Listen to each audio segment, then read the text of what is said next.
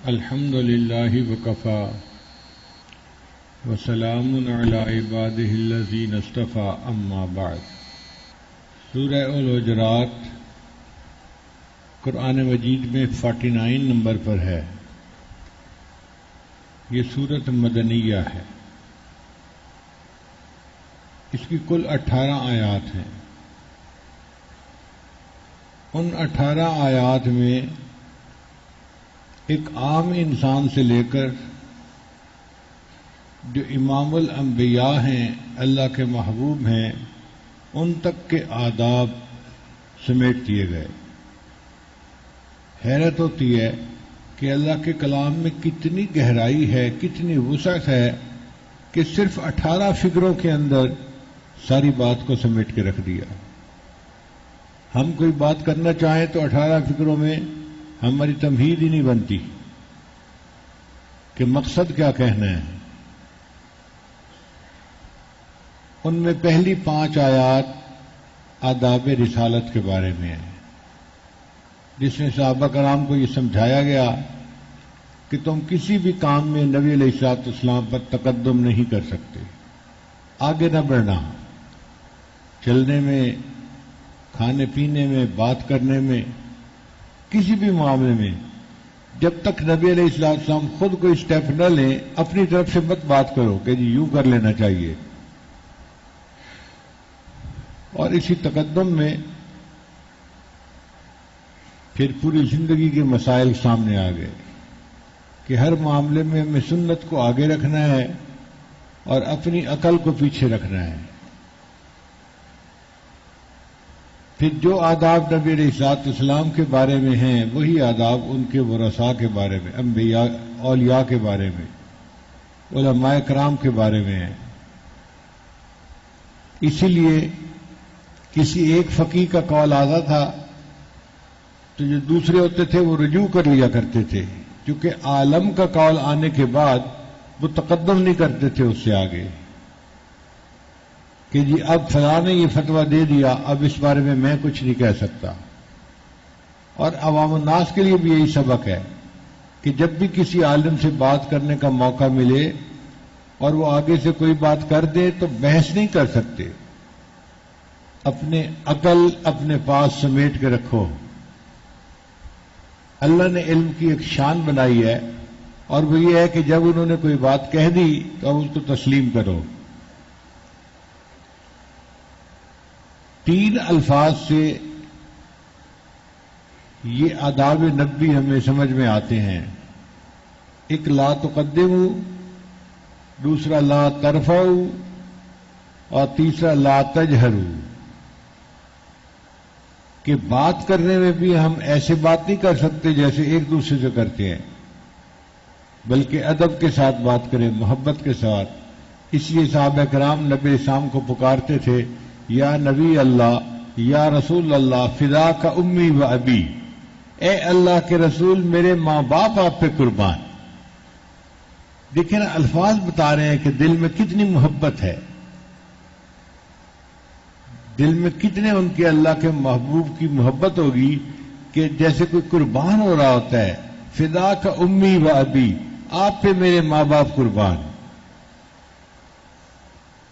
اور اللہ کے محبوب صلی اللہ علیہ وسلم کو اللہ نے مقام بھی ایسا دیا کہ آپ صلی اللہ علیہ وسلم کو وہ شفاعت کا مقام ملا کہ آپ سب امتوں کی اور سب انبیاء کی شفاعت فرمائیں گے۔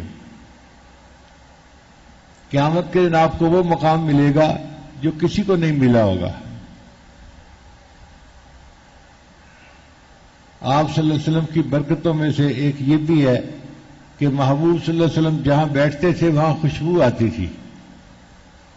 صحابہ کرام کہتے ہیں کہ جب کبھی نبی صلی اللہ علیہ وسلم ہمیں نہ ملتے اور ہم ڈھونڈنے نکلتے تو ہم گلیوں میں خوشبو سونگھتے تھے، جہاں سے خوشبو آتی تھی ہم سمجھ لیتے تھے اللہ کے محبوب یہاں سے گزرے ہیں۔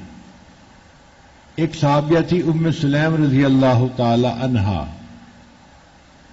اس نے نبی علیہ السلام کو اپنا بیٹا خدمت کے لیے پیش کیا تھا۔ بیٹے کا نام تھا انس، تو اس نے اس میں تصغیر کا صیغہ استعمال کیا کہ خویدمکم انیس، اے محبوب یہ آپ کا چھوٹا سا خادم انیس ہے. تو نبی علیہ السلام نے اسے اپنی خدمت پہ رکھ لیا. وہ انس رضی اللہ تعالیٰ عنہ 10 سال نبی علیہ السلام کی خدمت میں رہے. محبوب نے ان کی تربیت فرمائی محبت کے ساتھ. وہ فرماتے ہیں نہ کبھی مجھے مارا، نہ مجھے ڈانٹا، نہ مجھے گالی دی، نہ سختی کی. محبت سے تربیت کی اور 10 سال میں ان کو ایک بہت بہترین نوجوان بنا دیا. تو نبی علیہ السلام نے سب سے پہلے یہ تعلیم دی کہ مار نہیں پیار. بچے کی تربیت کے بارے میں پیار کی پالیسی اپناؤ گے تو بچہ جلدی سیکھے گا.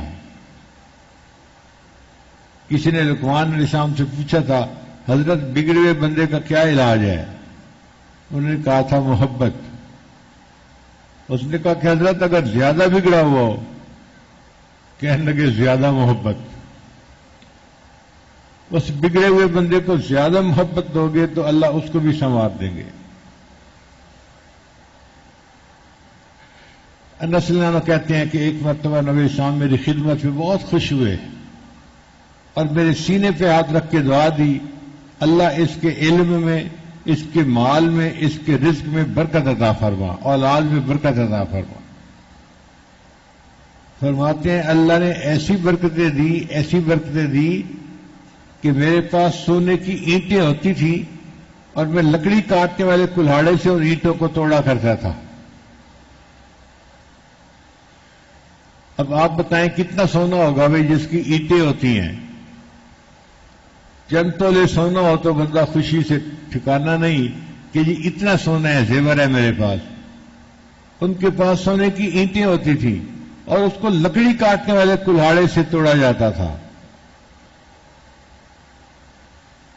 پھر فرماتے ہیں کہ مجھے اللہ نے اتنی اولاد دی کہ 120 میرے بچے، پوتے پوتیاں، نواسے نواسیاں میری آنکھوں کے سامنے زندہ تھے. ہمارا گھر الحمدللہ 8 بچے ہیں ہمارے چھوٹے، اور 8 بچوں کے ساتھ پورا گھر بھرا ہوا نظر آتا ہے. کئی مرتبہ بیٹھے ہوتے ہیں اور وہ 8 بچے کھیل رہے ہوتے ہیں نا، کیا شور ہنگامہ ہوتا ہے اور ایسے لگتا ہے کہ جیسے واقعی پورا گھر جو ہے نا وہ بھرا ہوا ہے. تو میں کبھی کبھی بیٹھ کے سوچتا ہوں یا اللہ 8 بچوں کے بعد ہمارا یہ حال ہے، اور ان کے 120 بچے تھے اور گھر بھی چھوٹے چھوٹے ہوتے تھے.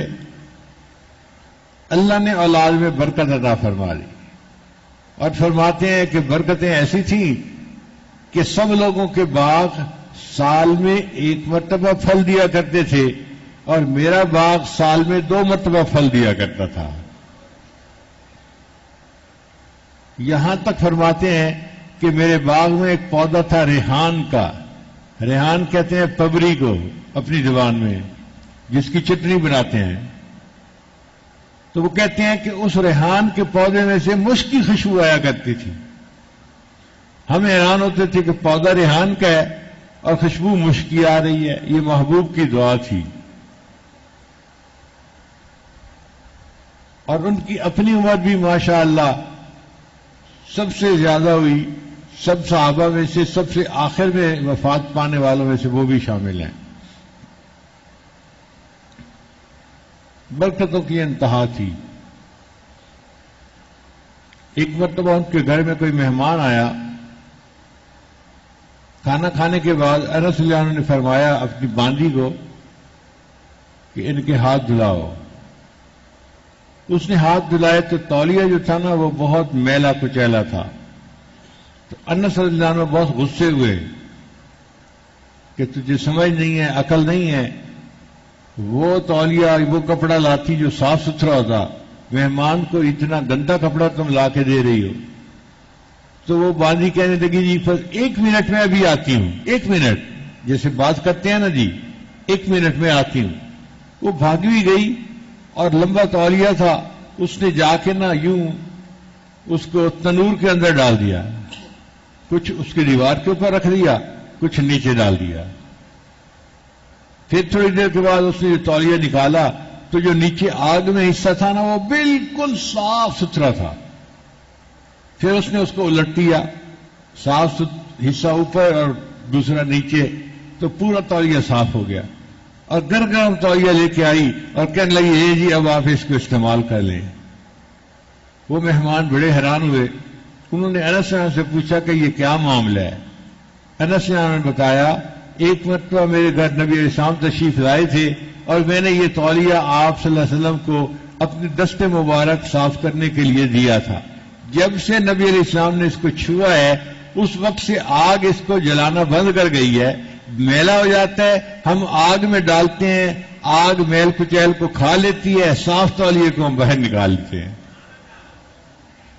یہ آقا صلی اللہ علیہ وسلم کی برکتیں تھیں اور محبوب کی دعائیں تھیں۔ چنانچہ 5 آیات میں ہمیں آداب رسالت سمجھائے گئے۔ ہمیشہ یہ ذہن میں رکھیے کہ ہمیں جو ملتا ہے وہ خدا سے ملتا ہے، جو ملتا ہے وہ، لیکن ہمیں خدا کہاں سے ملتا ہے؟ محمد مصطفیٰ سے ملتا ہے۔ جو بندہ چاہے کہ مجھے اللہ مل جائے اس کو چاہیے کہ وہ سنت کی پیروی کرے، سر کے بالوں سے لے کے پاؤں کے ناخنوں تک سنتوں کو اپنائے۔ جو سنتوں کو اپنائے گا تو اس کو اللہ کا وصل نصیب ہو جائے گا۔ اس کے بعد کی جو 4 آیات ہیں وہ صحابہ کرام کے بارے میں، مقام صحابہ سکھانے کے بارے میں۔ ان میں پہلا سبق جو ہمیں بتایا گیا وہ تھا فتبینوا، کہ جب کوئی فاسق تمہارے پاس خبر لائے تم اس کی تحقیق کرو۔ ہم بلا تحقیق اگر کسی بات پر عمل کر لیں گے تو پھر بعد میں ہمیں ندامت ہوگی۔ فتصبحوا علی ما فعلتم نادمین، ندامت اٹھانی پڑے گی۔ اب یہ بینو کے لفظ سے علماء نے مستقل ایک علم نکالا جس کو اسماء الرجال کہتے ہیں، کہ حدیث پاک کی روایت کرنے کے لیے جو راوی ہو وہ ثقہ ہونا چاہیے، وہ متقی ہونا چاہیے، وہ سچا ہونا چاہیے، مضبوط بندہ ہونا چاہیے۔ جھوٹے کی شہادت قبول نہیں ہوتی، فاسق و فاجر کی شہادت قبول نہیں ہوتی، اور جو بندہ جس کے نام کا ہی پتہ نہ ہو لا یسم، اس کی بھی روایت قبول نہیں، اور جو بندہ مجہول الحال ہو کہ اس کے حال کا پتہ نہیں، اس کی بھی روایت قبول نہیں۔ مگر مجہول الحال کے بارے میں علماء کے 2 حصے ہو گئے۔ بعض نے کہا کہ بھئی مجہول الحال تو ہے، ضروری تو نہیں کہ حال خراب ہو، برا ہو، اچھا حال بھی تو ہو سکتا ہے، پتہ نہیں، ہو سکتا ہے بندہ نیک ہو، متقی ہو، پرہیزگار ہو، حالات کا پتہ نہیں ہے۔ تو اب ہمیں کیسے پتہ چلے کہ بھئی ہم نے روایت لینی ہے یا نہیں لینی؟ ان کا اس کا اصول یہ ہے، اگر کوئی بڑا محدث، بڑی شخصیت جو قریب کے زمانے میں ہو، اس نے یہ حدیث اس سے لے لی تو ہمارے لیے اتنی سند کافی ہے۔ بھئی آپ کے پاس اس کی دلیل کیا ہے؟ ان کا جناب اللہ تعالیٰ نے قرآن مجید میں حضرت یوسف علیہ السلام کے گواہی دینے والے بچے کا تذکرہ کیا، وَشَهِدَ شَاهِدٌ مِّنْ أَهْلِهَا۔ ہمیں نہیں پتا وہ بچہ کون تھا، کس گھر کا تھا، اس کا نام کیا تھا، اس کے حالات کیا تھے، لیکن چونکہ اللہ نے گواہی دی کہ اس بچے نے گواہی دی، اللہ کی تصدیق کے بعد ہم نے پھر اس گواہی کو قبول کر لیا، اگرچہ وہ مجہول الحال ہے۔ چنانچہ امام ترمذی رحمۃ اللہ علیہ کی سنن ترمذی میں بہت ساری احادیث ایسی ہیں جن کو ضعیف کہا جاتا ہے، اور ضعیف کی جو وجہ ہے وہ مجہول الحال راویوں کی وجہ سے ہے۔ ہماری بات یہ ہے کہ جب امام ترمذی رحمۃ اللہ علیہ جیسی جبل شخصیت، پہاڑ شخصیت نے اس کو قبول کر لیا تو ہمارے لیے اتنا ہی کافی ہے، اب ہم بھی اس کو فضائل میں قبول کر لیں گے۔ پھر ایک بات یہ بھی یاد رکھیں کہ بعض احادیث اپنی سند کے اعتبار سے ضعیف بن جاتی ہیں راویوں پر جرح کی وجہ سے، مگر وہ ہوتی تو حدیث ہیں، ہے تو نبی علیہ السلام کا فرمان۔ بندہ جتنا بھی بیمار ہو جائے، کینسر کا پیشنٹ ہو، ٹی بی کا مریض ہو، HIV پازیٹو ہو، ہے تو انسان زندہ نا، جتنا مرضی اس کی حالت خراب ہو، بول نہیں سکتا، اٹھ نہیں سکتا، کھا پی نہیں سکتا، جو مرضی ہے، جب تک سانس چل رہا ہے ہم اس کو زندہ کہیں گے یا مردہ کہیں گے؟ کیوں جی؟ فہرست بنائیں گے زندہ انسانوں کی تو اس کو کس میں شامل کریں گے؟ زندہ انسانوں میں شامل۔ اسی لیے ضعیف حدیث کو جب ہم شامل کریں گے تو کس میں شامل کریں گے؟ احادیث میں کریں گے. ہے تو حدیث نا، ہاں اس کے اوپر کمزوری آ گئی راوی پر جرح ہونے کی وجہ سے. اب اس سے کیا فرق پڑتا ہے؟ ہم یہ کہتے ہیں کہ اگر ضعف آ گیا تو اس میں سے مسائل جو ہے نا وہ نہیں ہم استنباط کریں گے، فرائض اور واجبات کی سند اس سے نہیں لیں گے، لیکن فضائل کے باب میں تو یہ حدیث ٹھیک ہے نا، کوئی اتنی فضیلت اس میں اگر کوئی ضعیف حدیث بھی آ گئی ہے تو کیا فرق پڑتا ہے؟ فضائل ہی بتا رہے ہیں نا. اسی لیے تبغیل نصاب کے اندر بہت ساری ضعیف احادیث موجود ہیں، ہم خود تسلیم کرتے ہیں، مگر اس میں الرجک ہونے کی کیا ضرورت ہے؟ ضعیف حدیث کے لفظ سے یوں کہنا کہ جیسے پتہ نہیں کیا اس کتاب کے اندر داخل کر دیا، یہ بے وقوفی ہے. چنانچہ بعض غیر مقلدین حضرات جو ہیں وہ اس کو بہانہ بنا کے اس کتاب کو ریجیکٹ کر دیتے ہیں. ان بیچاروں کو یا تو ضعیف حدیث اور موضوع حدیث کے درمیان فرق کا پتہ ہی نہیں. موضوع حدیث کہتے ہیں کہ جس حدیث کو کسی نے گھڑ لیا ہو، محبوب کا کلام نہیں ہے، کسی بندے نے اپنی طرف سے کوئی بات گھڑ کے اس کو روایت کر دیا، وہ تو حدیث ہی نہیں ہے. تو موضوع حدیث نہیں ہوتی، اس کو حدیث میں شامل نہیں کر سکتے، وہ تو خارجی چیز ہے. لیکن ضعیف حدیث تو حدیث ہے، اس لیے ضعیف حدیث کے نام سے الرجک ہونے کی ضرورت نہیں. فضائل کے باب میں اس کو نقل کر سکتے ہیں اور نقل کرنے کی ضرورت پیش آتی ہے. یہ ایک فتبینوا کے لفظ کی آگے تفصیلات ہیں. پھر دوسرا لفظ جو تھا وہ تھا فاصلحوا، کہ اگر دو آدمیوں میں یا دو جماعتوں کے درمیان نزاع ہو جائے تو تم ان کی صلح کرواؤ، اس لیے کہ بھائی بھائی کا رشتہ موجود ہے. ایک تو یہ کلمہ پڑھنے کی وجہ سے آپس میں بھائی ہیں، انما المؤمنون اخوۃ فاصلحوا بین اخویکم. اب ان بھائیوں کے درمیان صلح کروا دو. اگر ایک دوسرے کے اوپر چڑھ جائے اور قتال شروع کر دے تو شریعت نے کہا کہ تم دیکھو کہ ان میں سے حق پر کون ہے، اب اس کے ساتھ مل کر تم دوسرے کے ساتھ جنگ کرو. اور جب وہ بات کو مان لے، جب تم اس کو شکست دے دو، پکڑ لو، مضبوطی سے تھام لو، اب اس کو کہو کہ بھائی اب تم صلح کرو اور یہ ہے تمہارا معاملہ. مگر یہ صلح کروانے میں سارا بوجھ ایک طرف نہ ڈال دینا، دوسری طرف کا بھی خیال رکھنا، وہ بھی تمہارے بھائی ہیں. اقسطوا.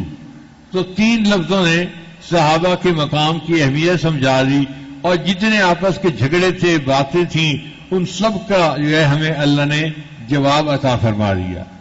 صحابہ کرام کی عظمت کو سمجھنے کے لیے اتنا ہی کافی ہے کہ شاگرد اپنے استاد کی عظمت کی دلیل ہوتا ہے. اگر نبی علیہ السلام کی عظمت کو پہچاننا ہو تو کہاں سے پہچانیں گے؟ محبوب کے شاگردوں سے پہچانیں گے. پوری کائنات میں نبی علیہ السلام کے شاگردوں جیسی کوئی جماعت دنیا میں نہیں. اللہ نے اپنے محبوب کو ایسی جماعت دی کہ جو بے مثال جماعت تھی. نہ ان سے پہلے ایسے لوگ گزرے، نہ ان کے بعد ایسے کوئی لوگ گزرے. یہ محبوب صلی اللہ علیہ وسلم کی عظمت تھی. اللہ کی شان دیکھیے کہ تین باتیں بڑی عجیب ہیں. ایک تو نبی علیہ السلام کے شاگرد جیسے تھے، کائنات میں ایسے شاگرد کسی اور استاد کے نظر نہیں آتے، پکی بات ہے. اور دوسری بات، امام اعظم ابو حنیفہ رحمۃ اللہ علیہ، ان کے بھی شاگرد تھے جو تقریباً 140 تھے. جیسے شاگرد ان کے تھے ایسے شاگرد پوری امت میں کسی اور استاد کے نظر نہیں آتے. ایک ایک شاگرد امام ابو حنیفہ کا ایسا ہے جو امام بخاری کے استادوں کا بھی استاد بنا، اس لیے ان کو امام اعظم کہتے ہیں. عبداللہ ابن مبارک رحمۃ اللہ علیہ امام اعظم کے شاگرد ہیں، مگر ان کا حدیث میں اتنا اونچا مقام کہ ان کو امیر المؤمنین فی الحدیث کہا گیا. یعنی اسماء و رجال کا مضمون اگر پڑھیں تو یہ پتہ چلتا ہے کہ جو تعریفی الفاظ عبداللہ ابن مبارک کے بارے میں استعمال کیے گئے ہیں وہ تعریفی الفاظ امام بخاری کے لیے بھی استعمال نہیں ہوئے. ایسے ایسے ان کے شاگرد تھے. داؤد طائی تقویٰ کے پہاڑ تھے. امام محمد رحمت اللہ علیہ یہ زباندانی کے ماہر تھے. اللہ رب العزت نے بڑی ان کو عظمت عطا فرمائی تھی. اور پھر اگر قریب کے زمانے میں آئیں، ایک اور بزرگ گزرے ہیں، وہ ہیں حضرت شیخ الہند رحمۃ اللہ علیہ. جیسے حضرت شیخ الہند رحمۃ اللہ علیہ کی جماعت گزری ہے دنیا میں، پھر اس کے بعد کوئی ایسی جماعت نہیں گزری. ان کے شاگرد کون تھے؟ حضرت مولانا خلیل الرحمان رحمۃ اللہ سہارنپوری رحمۃ اللہ علیہ، خلیل احمد سہارنپوری رحمۃ اللہ علیہ، حضرت مولانا الیاس رحمۃ اللہ علیہ، حضرت مولانا حسین احمد مدنی رحمۃ اللہ علیہ، حضرت مولانا انور شاہ کشمیری رحمۃ اللہ علیہ، علامہ شبیر احمد عثمانی رحمۃ اللہ علیہ. آپ دیکھیں ان جیسے شاگردوں کی جماعت کہیں اور نظر نہیں آتی. اللہ تعالیٰ نے اپنے محبوب کو یہ انفرادیت عطا فرمائی، پھر اس کے بعد امام وظیفہ رحمۃ اللہ کو عطا فرمائی، اور پھر اس کے بعد حضرت شیخ الہند رحمۃ اللہ علیہ کو عطا فرمائی. تو شاگردوں کی عظمت استاد کی عظمت کی دلیل ہوتی ہے. اگر کوئی نبی علیہ السلام کے صحابہ پہ اعتراض کرے گا تو حقیقت میں وہ نبی علیہ السلام پر اعتراض کر رہا ہوگا جس محبوب نے ان کی تربیت فرمائی ہے. اس لیے نبی علیہ السلام نے فرمایا من احبہم فبحبی احبہم، جو ان سے محبت کرے گا وہ میری محبت کی وجہ سے ان سے محبت کرے گا. ومن ابغضہم، اور جو ان سے بغض رکھے گا فببغضی ابغضہم، وہ میرے بغض کی وجہ سے ان سے بغض رکھے گا. اللہ تعالیٰ ہمیں صحابہ کی سچی محبت عطا فرمائے اور ان کے نقش قدم پر پوری زندگی گزارنے کی توفیق عطا فرمائے. نبی علیہ السلام نے فرمایا قرب قیامت میں ایک وقت آئے گا سب لوگ گمراہ ہو جائیں گے سوائے ایک فرقے کے، وہ بالکل ٹھیک ہوگا. صحابی نے پوچھا اے اللہ کے نبی صاحب وہ کون؟ فرمایا ما انا علیہ واصحابی، جس طریقے پر میں ہوں اور میرے صحابہ ہیں جو ان پر چلنے والے ہوں گے وہ سیدھے راستے پر چلنے والے ہوں گے، وہ ناجیہ فرقے ہوں گے، جہنم سے نجات پا کر جنت میں جانے والے ہوں گے. اب ما انا علیہ واصحابی اس کا معنی ہے کہ سنت پر عمل کرنے والے اور صحابہ کی جماعت کی نقش قدم پر چلنے والے. الحمدللہ ثم الحمدللہ ہم اہل سنت والجماعت ہیں، اور اللہ کے فضل سے ہمارا پکا یقین ہے اللہ نے ہمیں ناجیہ فرقہ بنایا ہے. پھر اس کے بعد جو 3 آیات ہیں وہ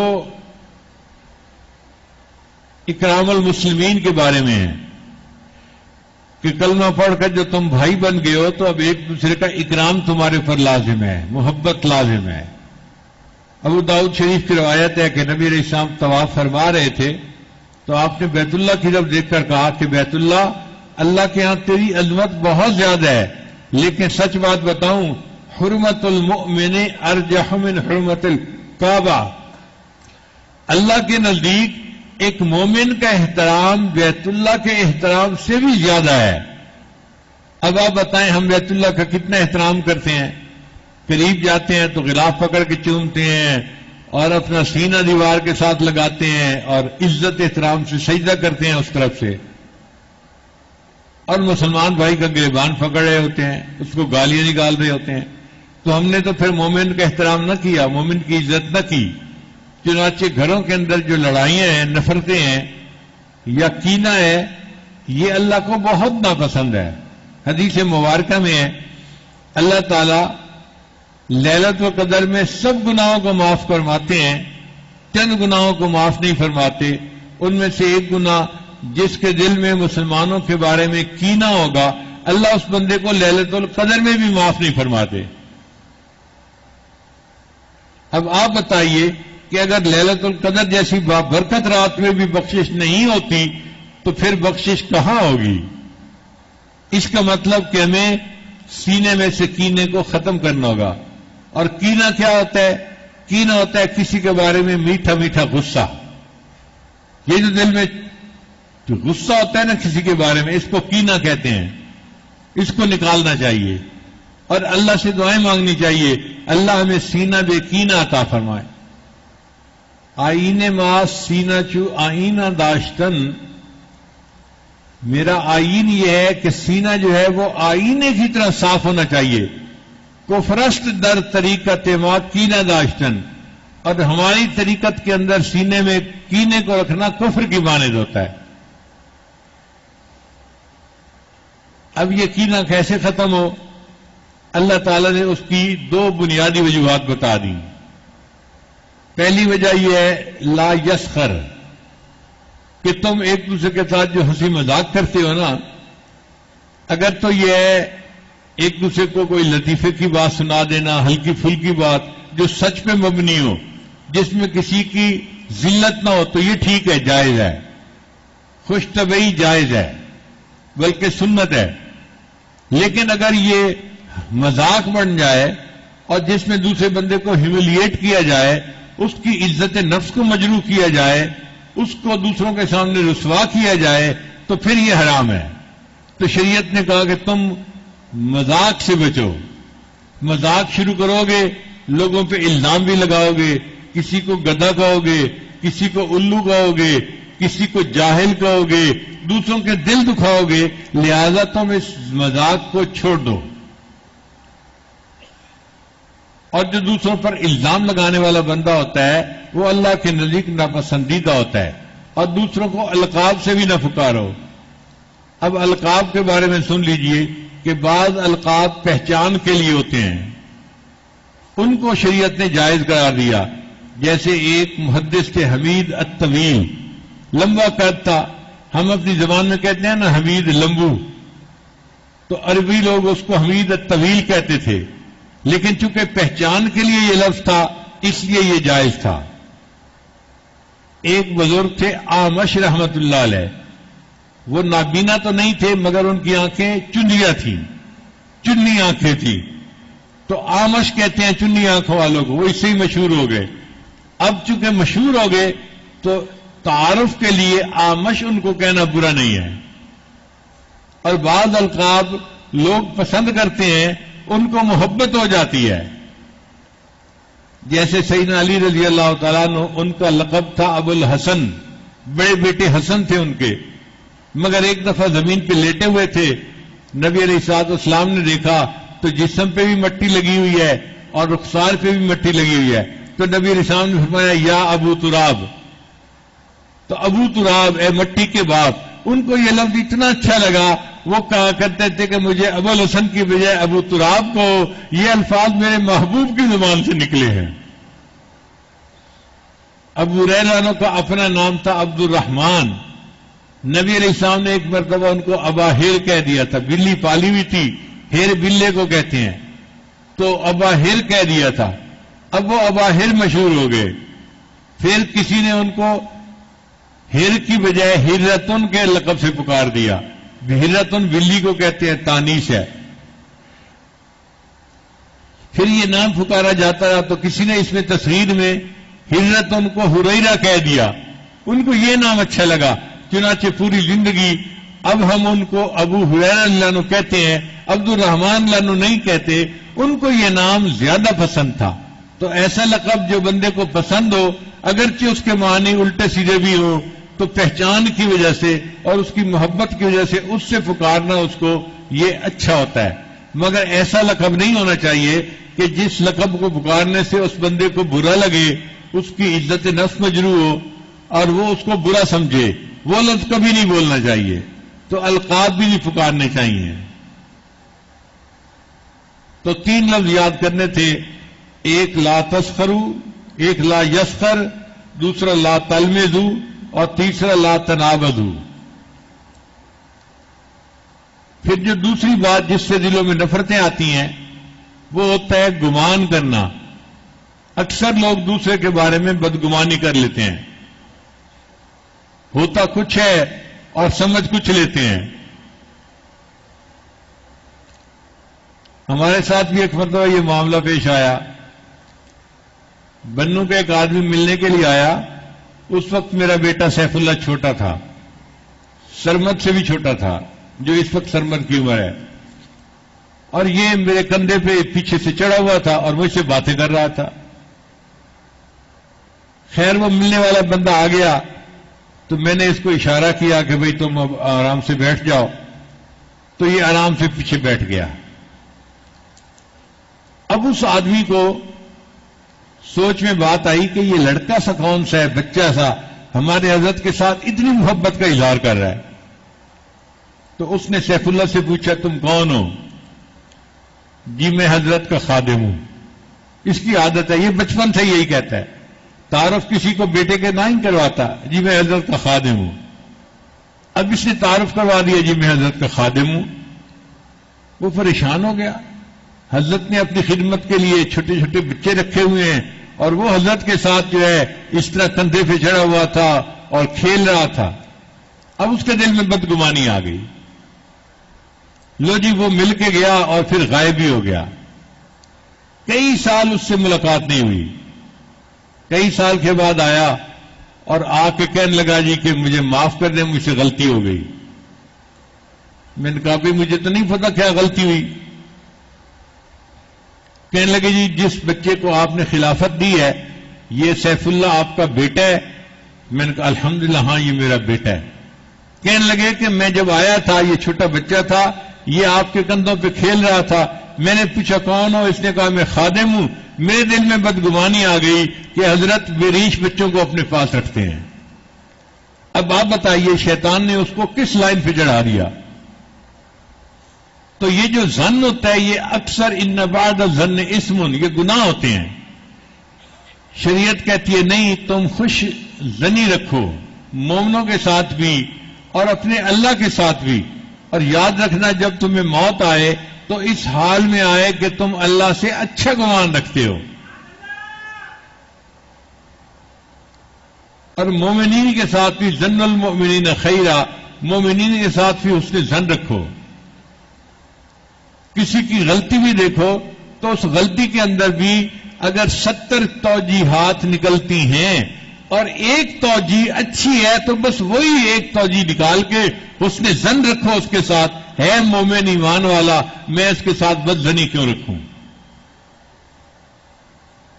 اب جب ہمارا یہ معاملہ ہوگا تو پھر بتاؤ گھروں کے اندر چھوٹے چھوٹے جھگڑے آپس میں ہو سکتے ہیں؟ ان کی بنیادی بدگمانی ہوتی ہے. اللہ تعالیٰ بدگمانی سے ہمیں محفوظ فرمائے. پھر بدگمانی جب آتی ہے تو بندہ تفتیش میں لگ جاتا ہے، ٹوم میں لگ جاتا ہے. چنانچہ اس کے فون کی باتیں سننا، اس کے فون کے میسج چیک کرنا، اس کے حالات زندگی پہ نظر رکھنا، ساتھ رہ کے اس کی CID کرنا، یہ بھی کوئی زندگی ہے؟ منافقت کی انتہا یہاں تک ہوتی ہے کہ گھر کا فرد ہے اور گھر والوں کی CID بیٹھا کر رہا ہے. اس منافقت کی زندگی سے اللہ ہمیں محفوظ فرمائے. پھر جب ٹو میں لگ جاتا ہے تو پھر انسان بد زبانی بھی کرتا ہے، باتیں بھی کرتا ہے لوگوں کے سامنے. اس کو بیک بائٹنگ کہتے ہیں، غیبت کہتے ہیں. اللہ نے فرمایا کہ جو دوسروں کی غیبت کرتا ہے ایسا ہی ہے جیسے کہ مردار بھائی کا گوشت کھا رہا ہے. حدیث مبارکہ میں ایک مرتبہ ایک بیمار جانور پڑا ہوا تھا، اتنی بدبو تھی اس کے قریب سے گزرا نہیں جاتا تھا. جب گزرنے لگے تو نبی صاحب نے ایک صحابی سے پوچھا کیا تم پسند کرتے ہو کہ اس مردار کا گوشت تم کھاؤ؟ اے اللہ کے نبی صلی اللہ علیہ وسلم، اس کی تو بو اتنی ہے کہ قریب سے گزرا نہیں جاتا، ہم اس کا گوشت کیسے کھا سکتے ہیں؟ فرمایا جو مسلمان بھائی کی غیبت کرتا ہے وہ بندہ مردار کا گوشت کھانے والے کی مانند ہوتا ہے. ایک مرتبہ مدینہ میں بہت بدبو آئی، لوگ پریشان ہو گئے کہ اتنی بدبو. تو نبی علیہ السلام نے فرمایا منافقین نے مسلمانوں کی غیبت کی ہے اور اس غیبت کی وجہ سے یہ بری ہوا اللہ نے ہمیں سنگھا دی ہے. دو حضرات نے حضرت سلمان فارسی رضی اللہ عنہ کی غیبت کی تھی، اور سلمان فارسی رضی اللہ عنہ وہ صحابی ہے جو ایرانی اور نسل تھے. ان کے والد مجوسی تھے. ان کی کہانی بھی سن لیجئے. سلمان فارسی رضی اللہ عنہ کی کہانی ان کی اپنے زبانی. وہ کہتے ہیں کہ میں جب تھوڑی عمر میں بڑا ہوا نا، میرا والد امیر آدمی تھا اور آتش پرست تھا. اس نے گھر کے اندر آگ جلائی ہوئی تھی اور اس نے میرے ذمہ ایک کام لگایا تھا کہ تم نے آگ میں لکڑیاں ڈالتے رکھنا ہے، اس کو بجھنے نہیں دینا. 1,000 تک آگ جلتی رہتی تھی، 1,000 سال تک آگ نہیں بجھتی تھی، جلاتے رہتے تھے. وہ کہتے ہیں کہ میرے والد نے مجھے لڑکیوں کی طرح گھر میں بند رکھا ہوا تھا، باہر نکلنے نہیں دیتا تھا کہ کوئی اس کو گمراہ نہ کر دے، اور گھر میں رہتے ہوئے بس ایک ہی کام تھا، لکڑیاں ڈالتے رہو اور آگ جلاتے رہو۔ میرا بڑا دل چاہتا تھا میں بھی باہر نکلوں اور باہر کی دنیا دیکھوں۔ اب ہوا کیا کہ میرا والد کچھ بیمار ہو گیا، والد کی زمینیں تھیں تو ان زمینوں سے اس نے پیسے لینے ہوتے تھے جو وہاں کام کرنے والے لوگ ہوتے ہیں، تو مجبوراً والد نے مجھے بھیجا، بھئی میری طبیعت ٹھیک نہیں ہے، تم جاؤ اور جا کے وہاں سے پیسے لے کے آؤ، اور مجھے نصیحت بھی کی کہ بالکل ناک کی سیٹ جانا اور جا کے پیسے لے کے آنا، ادھر ادھر کسی سے بات نہ کرنا۔ وہ کہنے لگے میں نکلا اور میں اپنے کام کے لیے جا رہا تھا، راستے میں مجھے ایک عیسائی پادری مل گیا، راہب مل گیا، اس نے مجھے سلام کیا، اس کے سلام کا انداز مجھے اچھا لگا، میں نے اس سے بات کرنی شروع کر دی، اس نے مجھے عیسائیت کے بارے میں بتایا۔ اب عیسائیت اس وقت چونکہ ایک صحیح دین تھا تو کہنے لگے مجھے اس کی باتیں اچھی لگیں کہ یہ دین زیادہ بہتر ہے بنسبت آپ کو خدا ماننے کے۔ تو اب میں بھی بہانے سے گھر سے نکلتا اور اس راہب سے ملتا اور اس کی باتیں سنتا۔ راہب نے میری اچھی خاصی ذہن سازی کر دی تھی اور میں آتش پرستی کو چھوڑ کے ذہنی طور پہ عیسائیت کو تسلیم کر چکا تھا۔ اب ایک دن مجھے ابو نے کہا بیٹا تم جاتے ہو تو بڑی دیر لگا کے آتے ہو، مجھے تم پہ شک پڑنے لگ گیا ہے، اب میں تمہیں باہر نہیں بھیجوں گا۔ تو میں سمجھ گیا کہ اب یہ چانس بھی ختم ہونے لگا۔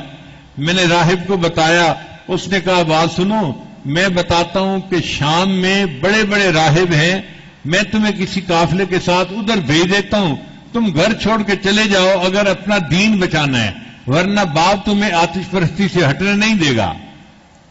وہ کہتے ہیں کہ میں نے فیصلہ کر لیا، مجھے جو مرضی چھوڑنا پڑے، گھر بار چھوڑنا پڑے، ماں باپ چھوڑنے پڑے، میں دین کی خاطر سب کو چھوڑ دوں گا، اللہ کی خاطر سب کو چھوڑ دوں گا۔ ایک قافلہ جا رہا تھا، مجھے راہب نے ان کے ساتھ تعارف کروا دیا اور اس قافلے نے مجھے شام پہنچا دیا، سیریا پہنچا دیا۔ وہاں ایک راہب کے پاس میں گیا جو میرا استاد بنا، مگر وہ بوڑھا تھا، چند مہینوں کے بعد یا چند سالوں کے بعد وہ فوت ہونے لگا۔ جب فوت ہونے لگا تو میں نے رونا شروع کر دیا۔ میں گھر بار چھوڑ کے اتنا دور آیا تھا علم حاصل کرنے کے لیے، اور استاد جی آپ کی وفات کا وقت قریب ہے، میرا کیا بنے گا؟ اس نے کہا تم فکر نہ کرو، میں تمہیں ایک اور راہب کا نام بتاتا ہوں، میرے بعد اس سے علم حاصل کر لینا۔ تو میں اس کے پاس چلا گیا، وہ بھی بوڑھا تھا، چند مہینے کے بعد اس کی بھی وفات کا وقت قریب آ گیا۔ میں پھر رونے لگا کہ بھئی میرا کیا بنے گا، مجھے تو علم نہ ملا۔ اس نے کہا میں ایک بڑے راہب کا نام بتاتا ہوں۔ کہنے لگا اس نے بڑے راہب کا نام بتایا، وہ بھی بوڑھا تھا، میں اس کے پاس گیا تو میں نے دیکھا کہ اس نے سونے چاندی کے زیورات اور اینٹوں کو چھپا چھپا کے رکھا ہوا تھا۔ وہ بھی دنیا دار بندہ تھا، دیندار نہیں تھا، راہب تھا، مگر اس کے اندر دنیا کی محبت تھی، اس لیے اس نے مال دولت کو سمیٹ کے رکھا ہوا تھا۔ تو میں سمجھ گیا کہ میرا مقصد یہاں بھی حل نہیں ہونا۔ اب اللہ کی شان دیکھیں کہ وہ تیسرا بوڑھا تھا، وہ بھی مرنے کے قریب ہو گیا۔ کہنے لگے اب تو دل میرا بڑا دکھی، میں بڑا رویا کہ میرا کیا بنے گا، نہ یہاں کے رہے نہ وہاں کے رہے، نہ خدائی ملا نہ وصال صنم، میں گھر بھی چھوڑ کے آ گیا اور مجھے خدا بھی نہ ملا، تو میرا کیا بنے گا؟ تو اس بوڑھے نے مجھے روتے ہوئے دیکھا، بلا کے پوچھا سلمان کیوں رو رہے ہو؟ میں نے کہا میں تو علم حاصل کرنے آیا تھا اور آپ پھر مرنے کے قریب ہیں، میرا کیا بنے گا؟ اس نے کہا دیکھ میں تیرا مسئلہ ہمیشہ کے لیے حل کر دیتا ہوں، تمہیں اب کسی راہب کے پاس جانے کی ضرورت نہیں، بلکہ ایک بستی ہے جس کا نام یثرب ہوگا، اور جو آخری پیغمبر آئیں گے ان کا نام محمد ہوگا، والد کا نام عبداللہ ہوگا، وہ مکہ میں پیدا ہوں گے، پھر ہجرت کر کے اس یثرب بستی میں آئیں گے، اس کا نام مدینہ پڑ جائے گا، اس بستی میں کھجوریں ہیں اور اس کے چاروں طرف پہاڑ ہیں، وہ اللہ کے سچے نبی ہوں گے۔ اگر تم اس بستی کی طرف چلے جاؤ نا اور وہاں جا کے انتظار کرو اور تمہیں اس نبی علیہ السلام کی زیارت نصیب ہو جائے تو تمہیں ایمان بھی مل جائے گا، اللہ بھی مل جائے گا، تمہیں ہر نعمت مل جائے گی۔ میں بڑا خوش ہو گیا کہ چلو میرا مسئلہ حل ہو جائے گا۔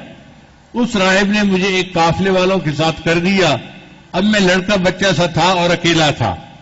قافلے والوں کی نیت خراب ہو گئی اور انہوں نے مجھے اپنا غلام کہنا شروع کر دیا، حالانکہ میں غلام تو نہیں تھا مگر میں بچہ تھا، مجبور تھا۔ انہوں نے کہا جی یہ ہمارا غلام ہے، اور انہوں نے جا کے ہمیں آگے بیچ دیا۔ اب جس نے خریدا اس نے تو پیسے دے کے خریدا تھا، اس نے مار پیٹ کی، میرا یہ کام کرو، میرا وہ کام کرو، میں نے پیسے دے کے خریدا ہے، تم میرے غلام ہو۔ کہنے لگے میرے پاس اور کوئی ٹھکانہ نہیں تھا، میں اس کو غلام بن کے زندگی گزارنے لگ گیا۔ اس سے مجھے ایک یہودی نے خرید لیا جس کا کہ کھجوروں کا باغ تھا۔ اب میں کھجوروں کے باغ میں کام بھی کرتا تھا اور انتظار بھی کرتا تھا کب وقت آئے گا کہ وہ آخری پیغمبر اسلام آئیں گے۔ کہنے لگا ایک دن اس یہودی مالک کا دوست آیا اور اس کے ساتھ باتیں کر رہا تھا۔ اس نے کہا جاء الرسول، کہتے ہیں یہ لفظ میں نے سنا تو میں نے تو کھجور کے اوپر سے وہیں سے چھلانگ ہی لگا دی نیچے، اور میں بھاگا ہوا آیا اور میں نے آ کے اپنے مالک سے پوچھا کہ رسول سے کیا مراد ہے، کون آئے ہیں؟ اس نے ایک تھپڑ لگایا، اس نے کہا جا تو کھجوریں جو ہے نا وہ جا کے توڑ، تیرا کیا کام اس بات سے؟ کہنے لگا میں نے تھپڑ بھی کھایا اور آ کے پھر کام بھی کرنے لگ گیا۔ میں صبح سے لے کے شام تک کام کرتا تھا۔ اس نے کہا جو کام کا وقت ہے اس میں تم کوئی بات اور نہیں کر سکتے، کام کرو میرا، تم میرے غلام ہو۔ کہنے لگا جب چھٹی ہوئی اب میرے دل میں چلنے لگا وہ کون رسول ہیں اور ان سے میری ملاقات کیسے ہو سکتی ہے۔ مجھے پتہ چلا کہ وہ قباء میں تشریف لائے ہوئے ہیں ہجرت کر کے، تو میں بھی قباء پہنچ گیا۔ کہتے ہیں جب میں نے چہرہ انور دیکھا میرے دل کو تسلی ہو گئی، مگر مجھے راہب نے 3 نشانیاں بتائی تھیں۔ پہلی نشانی کہ وہ صدقے کی کھجوریں استعمال نہیں فرمائیں گے۔ کہنے لگا کہ میرے پاس اچھی کوالٹی کی کچھ کھجوریں تھیں اپنے باغ کی، میں نے نبی علیہ السلام کو پیش کی تو نبی علیہ السلام نے پوچھا یہ کھجوریں کس لیے ہیں؟ میں نے کہا جی صدقہ کی ہیں۔ نبی علیہ السلام نے فرمایا میں صدقہ کی کھجور استعمال نہیں کرتا۔ میری پہلی نشانی پوری ہو گئی۔ پھر دوسرے دن میں اور کھجوریں لے کے چلا اور میں نے نبی علیہ السلام کو آ کر پیش کی، پوچھا کس لیے لائے ہو؟ میں نے کہا حضرت ہدیہ ہے۔ تو نبی علیہ السلام نے وہ کھجوریں خود بھی کھائیں اور دوسرے صحابہ کو بھی کھلائیں۔ میں نے کہا دوسری نشانی بھی پوری ہو گئی۔ اب تیسری نشانی جو تھی وہ نبی علیہ السلام کی مہر نبوت کی تھی کہ آپ کی پشت مبارک پہ بائیں طرف جو ہے وہ مہر نبوت ہوگی۔ کہتے ہیں کہ میں نبی علیہ السلام کو ملنے کے لیے آیا تو نبی علیہ السلام بقیع الغرقد قبرستان کے اندر تشریف فرما تھے اور آپ نے ایک چادر اوڑھی ہوئی تھی۔ اب میں آیا جب نبی علیہ السلام کے قریب پہنچا تو نبی علیہ السلام نے میری نیت کو پہچان لیا، فرمایا آؤ جس مہر نبوت کو دیکھنے کے لیے آئے ہو میں تمہیں دکھا دیتا ہوں۔ نبی علیہ السلام نے چادر ہٹائی اور میں نے مہر نبوت کو آنکھوں سے دیکھ لیا۔ پھر میں نے کہا اے اللہ کے نبی صلی اللہ علیہ وسلم میں نے 3 نشانیاں دیکھ لی ہیں، میں کلمہ پڑھ کے مسلمان ہونا چاہتا ہوں۔ میں مسلمان بن گیا۔ اب مجھے یہودی کی نوکری کرنی پڑتی تھی اور نبی علیہ السلام کی خدمت میں بھی آنا پڑتا تھا، تو میں بڑا تنگ ہوتا تھا۔ میں نے کہا اے اللہ کے نبی صلی اللہ علیہ وسلم میں کیا کروں، میں تو برا پھنسا ہوا ہوں۔ نبی علیہ السلام نے فرمایا تم جاؤ اور اپنے مالک کے ساتھ مکاتبت کر لو، لکھ پڑھ کر لو، ڈیل کر لو کہ کتنے پیسے لے گا اور تمہیں آزاد کر دے گا، اور فرمایا کہ جو شرط بھی وہ لگاتا ہے اس کی شرط مان لینا اور معاملے کو طے کر لینا۔ میں گیا اور میں نے جا کے یہودی مالک کو کہا کہ بھئی آپ مجھ سے پیسے لے لیں اور مجھے آزاد کر دیں۔ وہ بھی خرانٹ آدمی تھا، کہنے لگا میں تمہاری جلدی جان نہیں چھوڑوں گا۔ میں نے کہا کتنے پیسے لوگے؟ کہنے لگے اتنے اوقیہ سونا لوں گا۔ اب وہ پتہ نہیں کوئی بہت زیادہ سونا تھا، اور ایک غلام کے لیے اتنا سونا دینا وہ تو مشکل کام تھا۔ کہنے لگا اور اس کے علاوہ ایک اور شرط بھی ہے اور وہ یہ کہ تم کھجوروں کا ایک باغ لگاؤ اور اس میں 300 درخت ہوں. جب وہ درخت پھل لینے لگ جائیں گے تب میں تمہیں آزاد کروں گا. یہودی کا خیال تھا کہ کھجور لگائی جاتی ہے تو وہ 3-4 سال کے بعد جا کے پھل دیتی ہے، تو 3-4 سال تو یہ ویسے ہی بنا رہے گا، سونا بھی دے گا، درخت بھی لگائے گا اور 3-4 سال اس کی خدمت بھی کرے گا. جب باغ پھل دینے والا ہوگا پھر میں اس کو آزاد کر دوں گا، مجھے اتنا پھل ملے گا، پھر مجھے غلام کی کیا ضرورت ہے، کوئی اور خرید لوں گا. تو اس نے بڑا عقل مند بن کے یہ شرطیں طے کر دیں. کہتے ہیں کہ میں نے نبی علیہ السلام کو آ کے بتایا، اے اللہ کے نبی صلی اللہ علیہ وسلم، اس نے تو اتنے اوقیہ سونا مجھ سے مانگا ہے. نبی علیہ السلام نے فرمایا اچھا. اتنے میں ایک صحابی آئے اور انہوں نے اللہ کے نبی صلی اللہ علیہ وسلم کے خدمت میں سونے کی ایک ڈلی پیش کی. نبی علیہ السلام نے اس کو قبول کر لیا اور وہ ڈلی مجھے دے دی اور مجھے کہا کہ سلمان تم جاؤ اور اپنے مالک یہودی سے کہو کہ تم اس کا وزن کر لو، جتنا وزن چاہتے ہو اس کا وزن اتنا ہی ہے. حالانکہ وہ دیکھنے میں تو چھوٹی نظر آتی تھی لیکن اتنی بھاری بن گئی کہ جب یہودی نے اس کو تولا تو جتنی شرط تھی اتنے اوقیہ سونا وہ موجود تھا. اس نے کہا اچھا ایک شرط پوری ہو گئی، اب دوسری شرط پوری کرو کہ 300 کھجوریں تم لگاؤ، جب وہ پھل دیں گی تب میں تمہیں آزاد کروں گا. میں نے آ کے نبی علیہ السلام کو بتایا تو نبی علیہ السلام نے صحابہ کو فرمایا کہ بھائی تم اپنے اپنے باغوں میں سے 300 کھجوروں کے پودے جمع کر دو سلمان فارسی کے لیے، یعنی سکر جو ہوتے ہیں نا وہ لاؤ اور اکٹھے کر دو. وہ 300 سکر آ گئے اور نبی علیہ السلام نے سلمان فارسی کو فرمایا کہ گڑے تم کھود دینا، جب لگانے کا وقت ہو تو مجھے بھی بتا دینا. جب لگانے کا وقت ہوا اللہ کے محبوب صلی اللہ علیہ وسلم نے وہ کھجوریں اپنے مبارک ہاتھوں سے 300 کھجوریں لگائیں. محبوب کے کھجوریں لگانے کی یہ برکت تھی، ان کھجوروں نے 1 سال کے اندر پھل لے لیا اور یوں سلمان فارسی آزاد ہو گئے اور نبی علیہ السلام نے ان کو اصحاب صفہ کا منیٹر بنا دیا. اب چونکہ ان کی قربانی بڑی تھی، جنہوں نے اللہ کے نام پہ اپنے گھر کو چھوڑا تھا، تو اللہ کسی بندے کو بدلہ دیے بغیر نہیں رہتے. نبی علیہ السلام نے ایک مرتبہ ان کو بلایا اور فرمایا سلمان تیری قربانی اتنی ہے، السلمان منا اہل البیت، آج کے بعد سلمان کا نام میرے اہل بیت میں شمار ہو گیا. کیا نفع کا سودا کیا، وطن چھوڑا تھا، گھر بار چھوڑا تھا، اللہ نے ان کو محبوب کے اہل بیت میں شامل فرما دیا. پھر نبی علیہ السلام نے ان کی طرف دیکھ کر کہا اگر ہدایت ثریا ستارے پر ملا کرتی تو سلمان کے دیش میں ایسے بھی لوگ تھے جو ہدایت حاصل کرنے کے لیے ثریا پہ بھی چلے جاتے. علماء کرام نے کہا ہے کہ اس سے مراد امام اعظم ابو حنیفہ رحمۃ اللہ علیہ ہیں. وہ بھی فارسیوں نسل تھے اور واقعی اللہ نے بھی ان کو ایسا علم عطا فرمایا تھا. تو دیکھیں اللہ نے پھر سلمان فارسی کو کیا نعمت عطا فرمائی.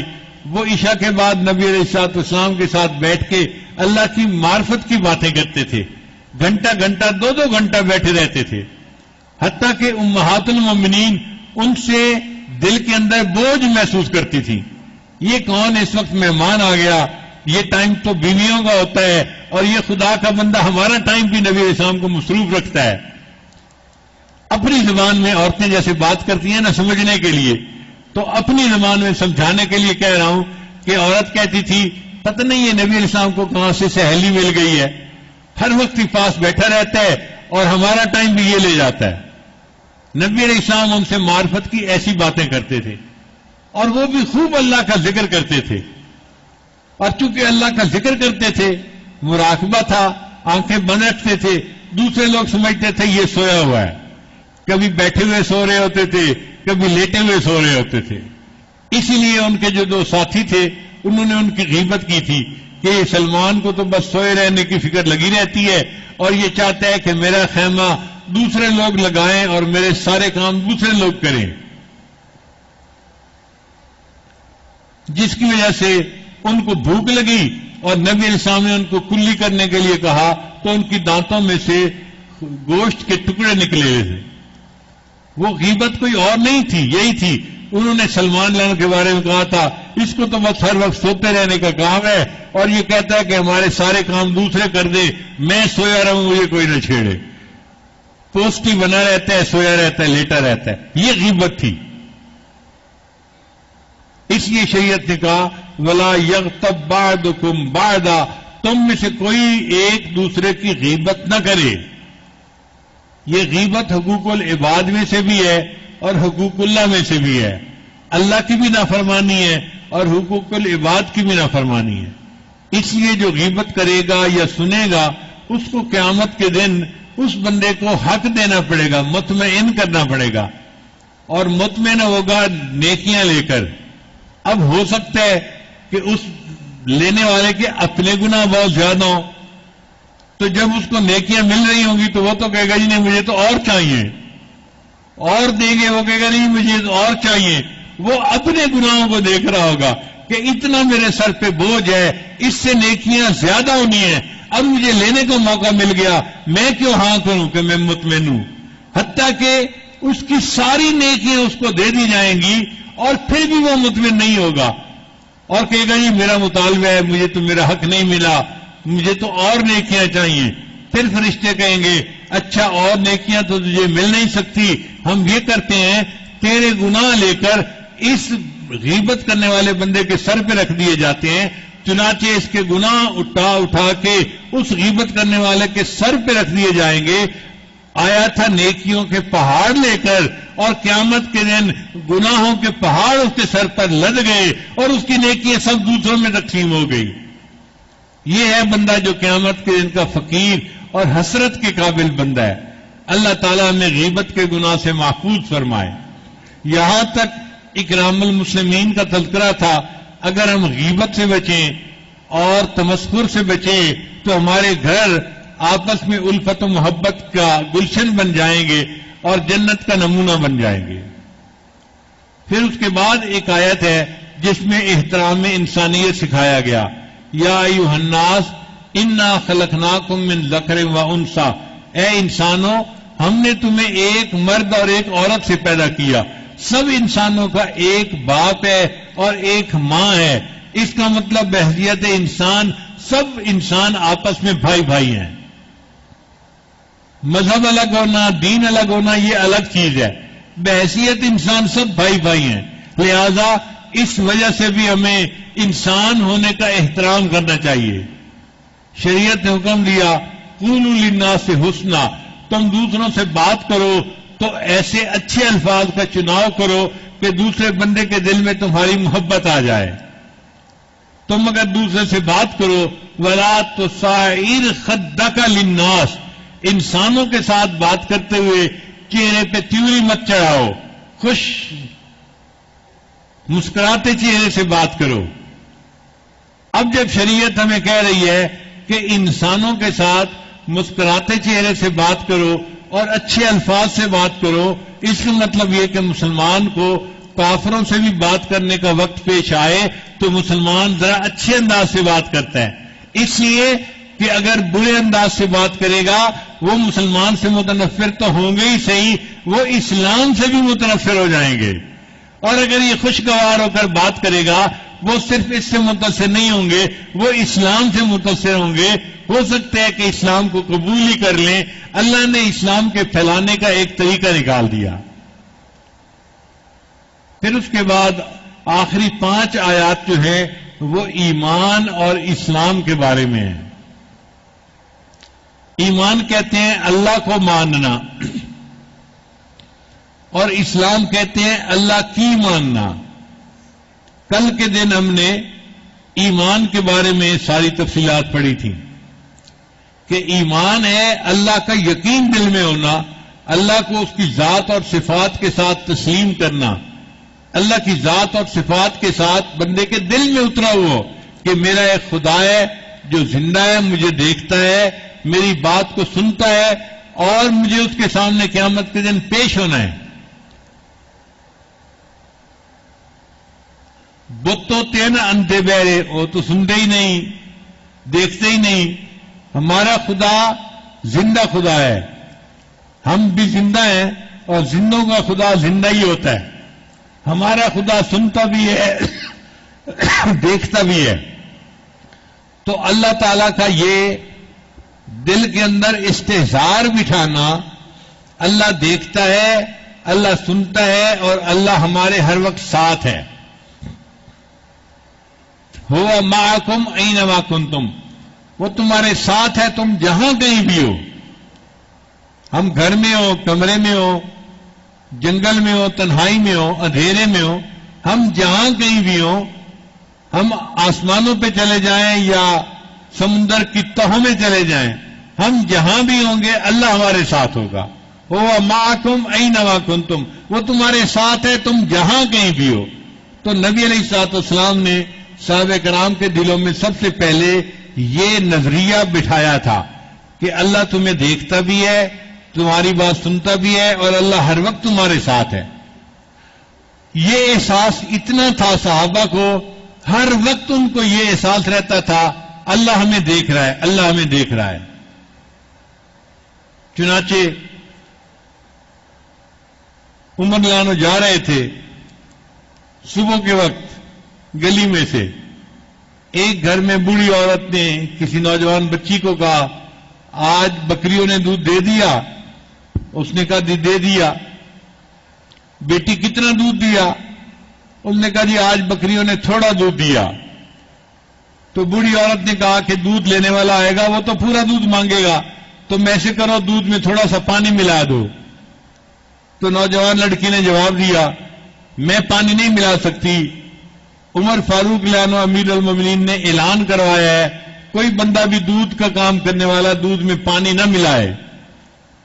تو بوڑھی عورت تھی، اس نے کہہ دیا بیٹی پانی ملا دو، کون سا عمر دیکھ رہا ہے؟ تو نوجوان بچی نے جواب دیا امی عمر تو نہیں دیکھ رہا، عمر کا خدا تو دیکھ رہا ہے. یعنی ایسا یقین بن گیا تھا کہ نوجوان لڑکے لڑکیوں کے دلوں میں یہ بات بیٹھ گئی تھی ہم تنہائی میں بھی کوئی کام کریں گے تو اللہ ہمیں دیکھ رہا ہے. وہ اللہ کے ڈر سے گناہ نہیں کرتے تھے. چنانچہ عبداللہ ابن عمر رضی اللہ عنہ جنگل میں جا رہے تھے، تنہائی تھی، ایک چرواہے کو دیکھا کہ وہ بکریاں چرا رہا ہے. اس کو بلایا بھائی اللہ کے بندے تمہاری کئی 100 بکریاں ہیں، ایک بکری بیچ دو، ہم اس کو ابھی بھونتے ہیں، ہم بھی کھائیں گے تم بھی کھانا. انہوں نے کہا جی میں کیسے بیچ سکتا ہوں، بکریاں میری تو نہیں، بکریاں تو مالک کی ہیں. اس نے کہا کوئی بات نہیں، مالک کوئی ساتھ تو نہیں ہے، اس کو بتا دینا ایک بکری کو بھیڑیا کھا گیا تھا.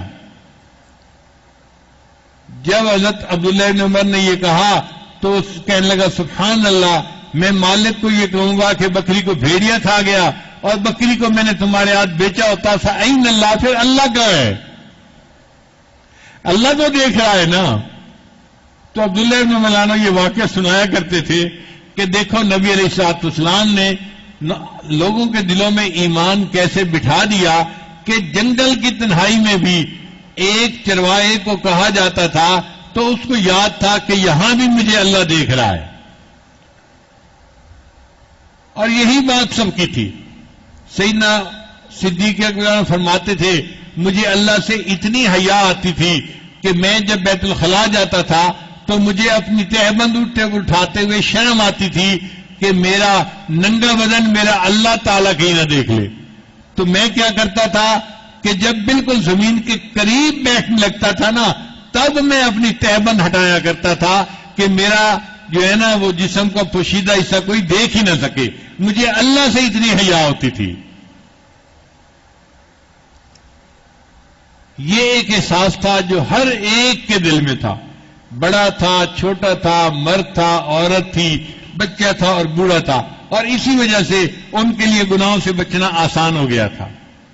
کتابوں میں لکھا ہے ایک عورت رات کی تنہائی میں کہیں جا رہی تھی، ایک مرد کو پتہ چل گیا، وہ گیا اور اس نے جا کے اس عورت کا راستہ روکا اور کہا دیکھ اب تو ہے میں ہوں اور ستارے ہیں،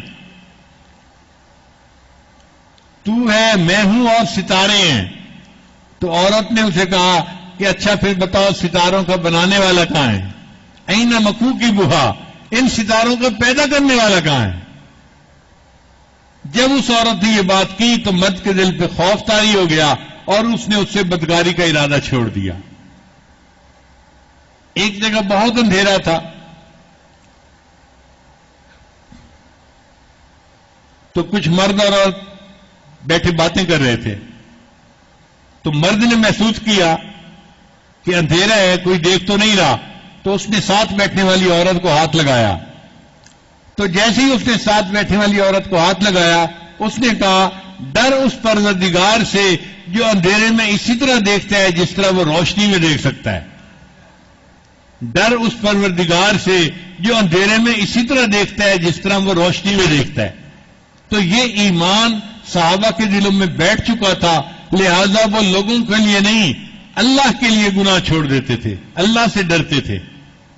اس ایمان کو انہوں نے پہلے سیکھا، بعد میں انہوں نے تعلیمات کو سیکھا۔ صحابہ کرام فرماتے تھے تعلمنا الایمان ثم تعلمنا القرآن، پہلے ہم نے ایمان سیکھا، بعد میں ہم نے اسلام سیکھا، بعد میں ہم نے قرآن سیکھا۔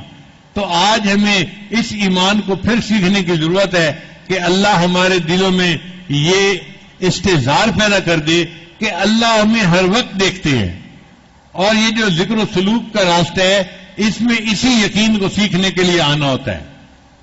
داؤد طائی رحمۃ اللہ فرماتے ہیں کہ میرے ماموں آئے، میں اس وقت چھوٹا بچہ تھا، مجھے کہنے لگے داؤد تو کیا کرتا ہے؟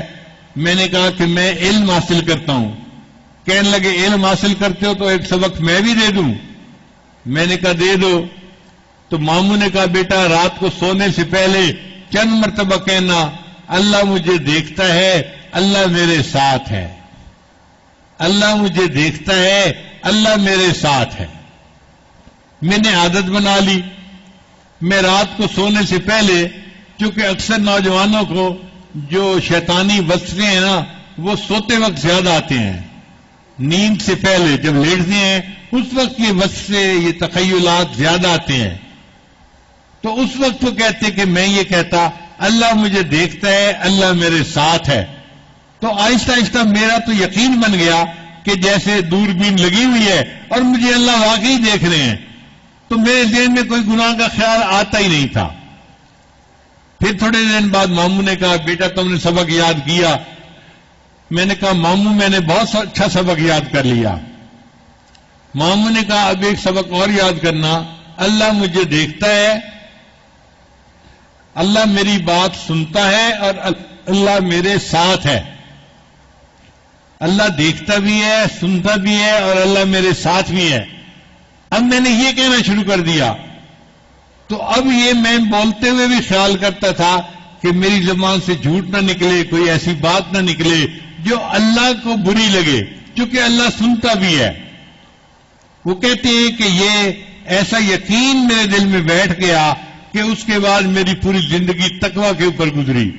یہ داؤد طائی رحمۃ اللہ علیہ امام اعظم حنیفہ رحمۃ اللہ کے شاگرد تھے اور تقویٰ کے پہاڑ تھے۔ اپنے ہم سب لوگوں میں ان کے تقویٰ کا بڑا جو ہے وہ شہرہ تھا۔ اس کی بنیاد کیسے پڑی؟ ایک چھوٹا سا بچہ مراقبہ کرتا تھا، اللہ مجھے دیکھتا ہے، اللہ میری بات سنتا ہے، اللہ میرے ساتھ ہے۔ تو خانقاہوں میں یہی یقین سکھایا جاتا تھا۔ چنانچہ سلسلہ چشتیہ کے اسباق میں سے ہے اللہ حاضری، اللہ ناظری، اللہ معی۔ اللہ حاضر ہے، اللہ ناظر ہے، اللہ میرے ساتھ ہے۔ اس کو مقصد اسی یقین کو بٹھانا، اسی استحضار کو دل میں پیدا کرنا، اور جب یہ استحضار دل میں پیدا ہو جاتا تھا تو مشائخ پھر ان کو اجازت خلافت دے دیا کرتے تھے۔ ملتان میں ایک بزرگ گزرے ہیں زکریا ملتانی رحمت اللہ علیہ، وہ جب اپنے شیخ کے پاس گئے تو انہیں چند دن میں خلافت مل گئی۔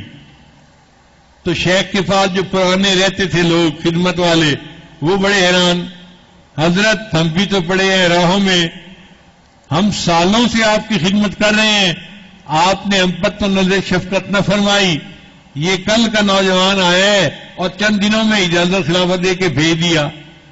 تو حضرت نے دل میں سوچا کہ میں ان لوگوں کو ان کا جواب دوں گا، چنانچہ ایک دو دن گزرے تو مہمان آ گئے. حضرت نے کیا کیا، جتنے مہمان تھے اتنی مرغیاں منگوائیں اور وہ مرغیاں لے آئے اور اس کے ساتھ چھریاں لے آئے اور آ کے وہ جو سارے خدام تھے نا ان میں ایک ایک مرغی تقسیم کر دی، چھری دے دی اور سب کو فرمایا کہ بھئی جاؤ اور اس مرغی کو ایسی جگہ ذبح کر کے لاؤ کہ جہاں کوئی نہ دیکھتا ہو. وہ خادم وہاں سے باہر نکلے، کسی نے دیوار کی اوٹ میں مرغی کو ذبح کیا، کسی نے درخت کی اوٹ میں ذبح کیا، کسی نے پتھر کی اوٹ میں، سب مرغیوں کو ذبح کر کے لے کے آ گئے. تھوڑی دیر کے بعد زکریا ملتانی آئے، مرغی زندہ ہاتھ میں تھی اور اسی طرح واپس آ گئے، رو رہے تھے. شیخ نے پوچھا زکریا رو کیوں رہے ہو؟ حضرت آپ نے شرط لگائی تھی اس کو ایسی جگہ ذبح کرنا جہاں کوئی نہ دیکھتا ہو. میں جہاں بھی گیا میرا خدا ہر جگہ دیکھ رہا تھا، میں ذبح نہیں کر سکا، میں ویسے لے کے آ گیا ہوں. حضرت نے باقی مریدین کو بتایا کہ دیکھو اس کے اندر جو یہ کیفیت تھی نا کہ اللہ مجھے ہر جگہ دیکھتا ہے، اس کی وجہ سے اس کو جلدی اجازت عطا فرما دی گئی. تمہارا یقین نہیں بنا، تمہیں نہیں دی گئی. اس یقین کو آج بھی بنانے کی ضرورت ہے. کوئی بھی بندہ بنا لے تو اس کے لیے نسبت حاصل کرنا کوئی مشکل نہیں ہے. ہم گناہ کو چھوڑیں تو اللہ کے لیے چھوڑیں. اللہ دیکھتا ہے، اللہ سنتا ہے. قرآن مجید میں اللہ تعالیٰ موسیٰ علیہ السلام کو فرماتے ہیں، ان کو جب فرمایا نا کہ جاؤ فرعون کی طرف، تو موسیٰ علیہ السلام کے دل میں ایک خوف تھا. طبعی چیز ہے، اس لیے کہ وہ فرعون کی انانیت کو دیکھ چکے تھے، اسی کے گھر میں پلے بڑے تھے اور اس کی حکومت کیسی ہے، طاقت کیسی ہے، اس کو آنکھوں سے دیکھ چکے تھے. اس لیے جب ان کو نبی بنا کے بھیجا گیا تو ان کے دل میں ایک طبعی خوف تھا اور انہوں نے کہا کہ یا اللہ میرے بھائی کو میرا وزیر بنا دے اور میری زبان کی لکنت کو دور کر دے تاکہ میں تیری بات کو پہنچا دوں. اب اللہ تعالیٰ نے ان کو بھیجا، مگر محسوس کیا کہ میرے موسیٰ علیہ السلام کے دل میں ڈر اور خوف ہے جو طبعی چیز ہے. وہ نبی ولی ہر کسی کو ہو سکتا ہے، یہ فطرتی چیز ہے. چنانچہ اللہ نے انہیں فرمایا کہ فَاذْهَبَا، یہ فَاذْهَبَا تثنیہ کا صیغہ ہے. دو بندوں کو اللہ فرما رہے ہیں، دونوں بھائیوں کو حکم دے رہے ہیں. فَاذْهَبَا، تم دونوں جاؤ، لا تخافا، تم دونوں مت ڈرو، اننی معکما، میں تم دونوں کے ساتھ ہوں، اسمع و ارا، میں سنتا بھی ہوں میں دیکھتا بھی ہوں. اے موسیٰ علیہ السلام، جب میں سننے والا پروردگار ہوں اور دیکھنے والا پروردگار ہوں اور میں جب تمہارے ساتھ ہوں تمہیں ڈر کس بات کا ہے؟ جاؤ میرا پیغام پہنچاؤ. آج ہمیں بھی اسی یقین کو بٹھانے کی ضرورت ہے. اللہ ہمارے ساتھ ہے، اللہ سنتا بھی ہے، اللہ دیکھتا بھی ہے. یہ یقین بیٹھ گیا ہماری زندگی سنور جائے گی. اللہ تعالی ہم سب گناہوں سے سچی توبہ کی توفیق عطا فرمائے اور ہمیں اللہ تعالی اپنی معیت کا استحضار نصیب فرمائے. وآخر دعوانا ان الحمد للہ رب العالمین.